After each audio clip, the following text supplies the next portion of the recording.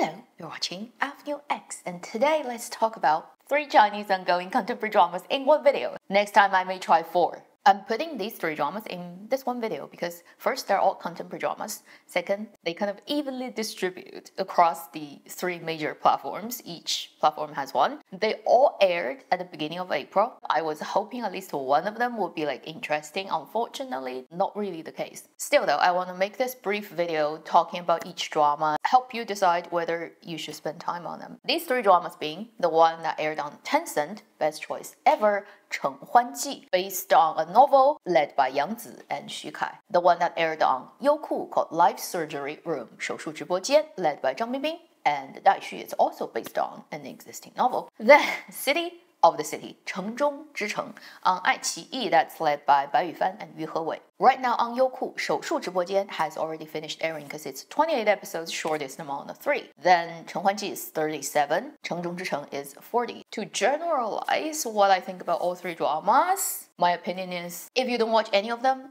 you're not gonna miss anything. The only possibilities and I think worth watching things about these 3 dramas for anybody potentially would be if you're a fan of any specific people leading the drama. Really, that's the only reason. Very briefly, if I rank them in terms of entertainment value, I'd say Best Choice Ever comes out on top among these 3 dramas. And if you want to rank it by realism, so when they're focusing on whatever the theme of the story is, the City of the City probably will be more heavy on realism. Let's go to them one by one, and starting with the drama that I'm sort of least reacting and probably have most problems with, that would be the Youku drama Live Surgery Room, 手术直播间 by Dai Xu and Zhang Bingbing. Clearly, it's a medical drama. Clearly, it's 2 male leads drama, and even when they are not, people would be automatically assuming that it's an angle that usually dramas are going to play with, and this drama does play with it. But it didn't do it very well. I haven't read the book,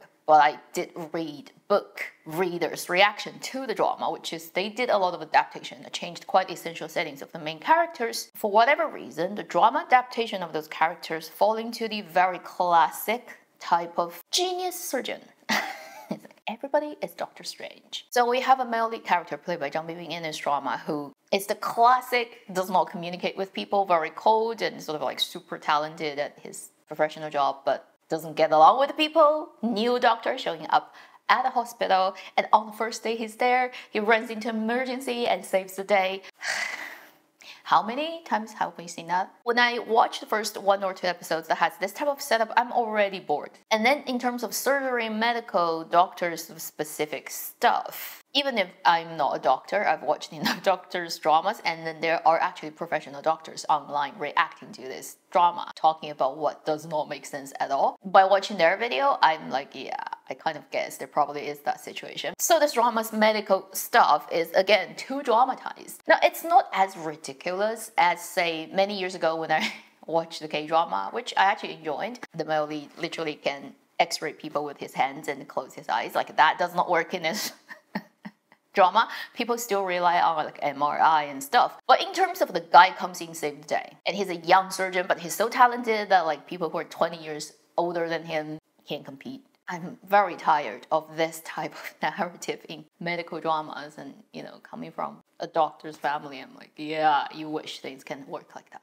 So the medical side of things, I'm not a huge fan. This drama also has pacing problems. The male lead comes into the story with this family secret that will at some point, not so late in the drama actually, gets sort of exposed. All the baggages he's had all his life gets relieved, and the secret of the past of his father and stuff gets revealed. That all happened within this 1 episode of a huge sort of conference scene where they're all just sitting in a room and talk about what happened in the past. Not arguably, probably the most important moment for this character early stage in the drama. The biggest thing to him. It is so boring. It's one of the most boring, extended, long, crossing more than half episode length count people talking about secrets, what happened in the past, revealing the biggest sort of burden on the main character. I just cannot imagine such an important dramatic moment of a storytelling of a main character can be played out in such a I can't wait to finish watching and speed through the scene way. That scene killed the drama for me. I'm I don't have time to sit here and watch for 25 minutes of you people talk about his childhood problem. If you compare to last October's really successful medical drama, in my opinion, 问心 with Zhao Youting, Mao Xiaotong, and Jin Shijia, this one is not anywhere close. And the worst part is, this drama has 2 male leads, and they so intentionally set it up so that you can ship them. And I think they tried too hard, so that it does not work. They meet, and one immediately, by default, and without actually enough reasoning and build up, has this unconditionally almost spoiling attitude towards the other. It's like whatever he does, I agree. Whatever he does, I find it's cute. Whatever he does, I'm just there to make it easier for him. And I'm like, why? It does not make sense. You don't do that to a stranger. And it actually gets awkward. Last year's Jin Shijia and Zhao Youting's pairing in the heart is like 38 times more shippable than this one. I don't know, I came up with that random number. So basically, this drama fails in every department. I hope it could work as a medical drama, as a drama focusing on 2 guys and then surgery and all that. Not surprised, because always medical drama is hard to do. Moving on to the next one. In terms of watchability, the one that's standing in the middle, it's actually, in another way, super boring for me, but I think at least it doesn't have that many problems. It's just, it doesn't have anything that sells to me, which is City of the City, 城中之城. For the episodes, 爱奇艺 is focused on banking, about from the most basic level of being a clerk, facing customers literally at the counter, to the higher management, all the way up to very major positions in big branches and big banks, what it's like these days working in China. I happen to actually have a good friend's husband who's been working in higher management in China's banks for years. So I hear a lot of stories from her end of difficulties, let's say, in his professional life he sometimes comes across. I also happen to have a friend who's in Canada, who's also in a bank in Canada, and then she is more like junior, so she's not really high management. She's more on the counter, talking to people, customer service. Really. When I was watching the drama, when I had problems, I asked them, and my Canadian bank working girlfriend told me, I watched 2 episodes and I quit immediately. I'm like, why? She's like, I already have enough stress at work, and those dramas just remind me so badly of what I go through every day. I had to turn away. It's trauma. And I'm like, okay. So at least that means when it comes to describing what work is like for people who work in banking, at least this drama is accurate. I personally don't know anything about that. I can only watch it from a dramatic sort of point of view, and I don't have a huge problem with the plot of people who work at a bank per se with their professional work. The problem with it is I watched up to episode 10 and then didn't want to continue. I couldn't find anything that is hooking me to it. If you're talking about high-level management, gray zone operation of playing with the money game, how you balance, right, what is legal, illegal, what is crossing the line, but at the same time trying to make the bank function, and on different levels of the operation of the bank, like how that works. Not that exciting to me, or within this drama's particular version, it goes very slowly, it gradually builds up. It doesn't have strong hooks from episode to episode, from plot point to plot point. I think the other thing about this drama that, honestly, I would say, confess, why it doesn't work on me is there's nothing for me to enjoy on a very biological level, which is, can I just get like even one face or person that I want to look at on screen? It's that very basic level of, that dude is hot.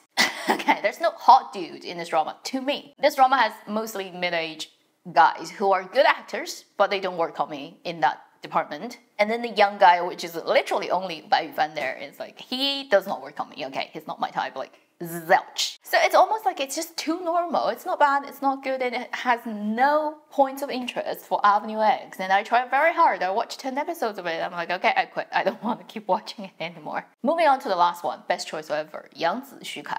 Now, given that because both actors are, in many ways, you'd consider traffic actors. And it's a contemporary setting, metropolis, 都市爱情, right? How we call it, metropolis romance story. It's a mixture of romantic relationship and then parents, children's sort of kinship on the family side, plus a little bit of the professional working environment, depending on which profession they pick. And in this case, it's mostly hotels because our female lead works in a hotel. She's the main female character. She's also the center of the narrative, so you can say that professionally, that's what this drama is looking at. Then there's extensive time about her relationship with her mother, her father, her sibling, younger brother. Then the other chunk is obviously the romantic line with Yangzi's character and Xu Kai's character. I've watched up to right now 25 or 6 episodes of the drama. Entertainment value-wise, this drama is the easiest to digest. It does have more sort of comedy, easily relatable to general audience's plotline happening to the female lead. She is in this family with a younger brother and her parents who live in a very old-fashioned Shanghai dwelling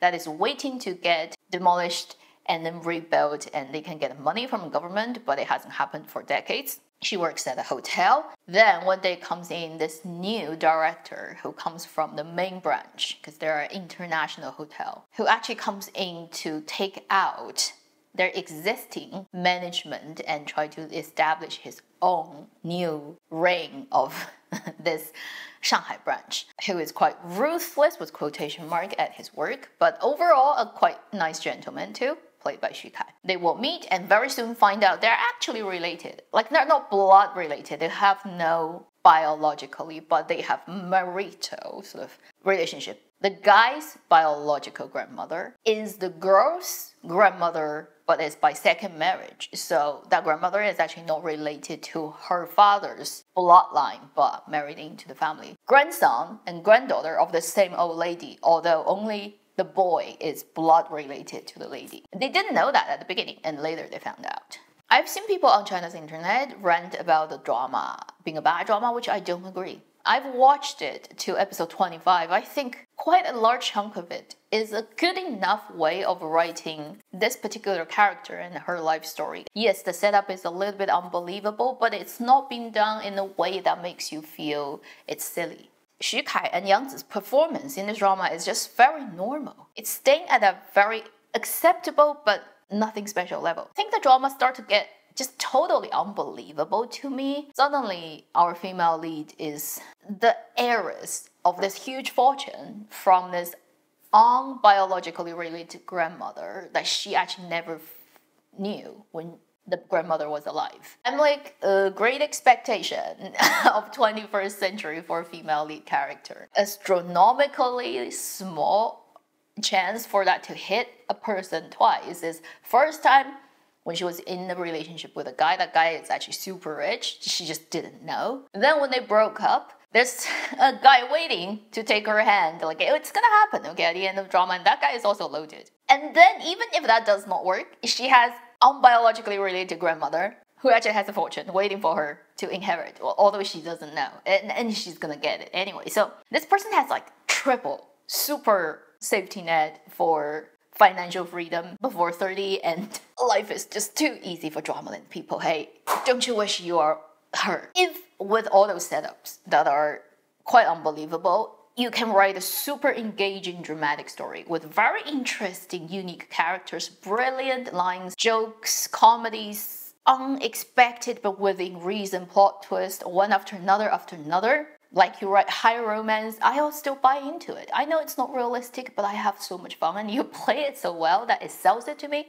It's good. It's entertainment. I'm not asking for documentary. But this drama is by no means close to that level of writing in any sense. And then with Yang Zi and Xu Kai's performance, it's like they're just, in a way, just being who they are most of the time on screen. Okay enough, pretty enough, and don't step out of the line even one step, and don't push themselves even one step, and just being very proper and nice. A lady and a gentleman with a lot of filter. And that's it. Yeah, so these 3 dramas, they're just there. I cannot find anything that makes me in any way visceral or even intellectually like getting engaged and excited, like one spark that gets ignited in me. These 3 dramas, none of them would do even a little bit that for me. Maybe eventually what will kill this channel is like not me not wanting to do it, but literally is dramaland is so dried out with good materials. This year definitely is not a good year, okay? So far it's already April. I don't know. I need a miracle. Last time I had a miracle that made my whole blood boil and existence excited was 2021 March. Oh my heavens. Oh, it's like over 1,000 days. Maybe Joy of Life 2 is gonna make it better next month if it happens. I mean, right now I'm just hanging on the Korean dramas to survive just because, you know, it gives me at least a little bit of excitement. You see my effort trying to keep the channel going in 2024 and just constantly finding like, what am I looking at? Nothing is happening. Like I'm on a desert planet and trying to find water. Anyway, thank you for sticking with my channel and watch my videos. We shall see what happens. Let nature take its course. It's not like you can actually do anything about it. Anyway, thank you for watching. I'm New X. I'll see you in my next video. Meanwhile, live long and happy drama watching.